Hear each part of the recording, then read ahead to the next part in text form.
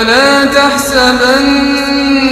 الله غافلا عما يعمل الظالمون إنما يؤخرهم ليوم تشخص فيه الأبصار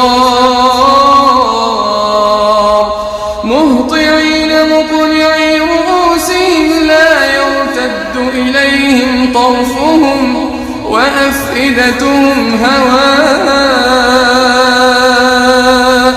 وأنذر الناس يوم يأتيهم العذاب فيقول الذين ظلموا ربنا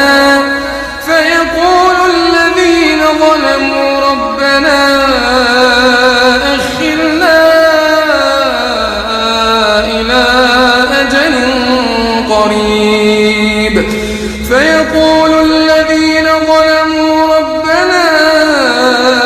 أخرنا إلى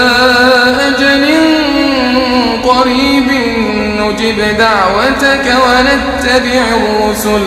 أولم تكونوا أقسمتم من قبل ما لكم من زوال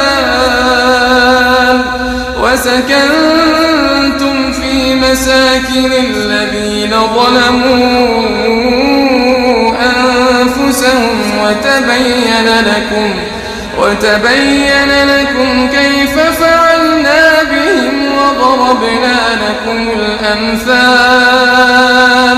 وقد مكروا مكرهم وعند الله مكرهم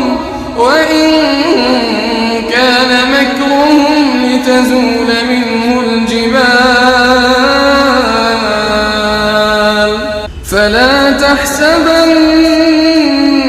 الله مخلف وعده رسله إن الله عزيز ذو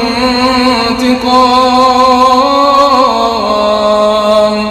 يوم تبدل الأرض غير الأرض والسماوات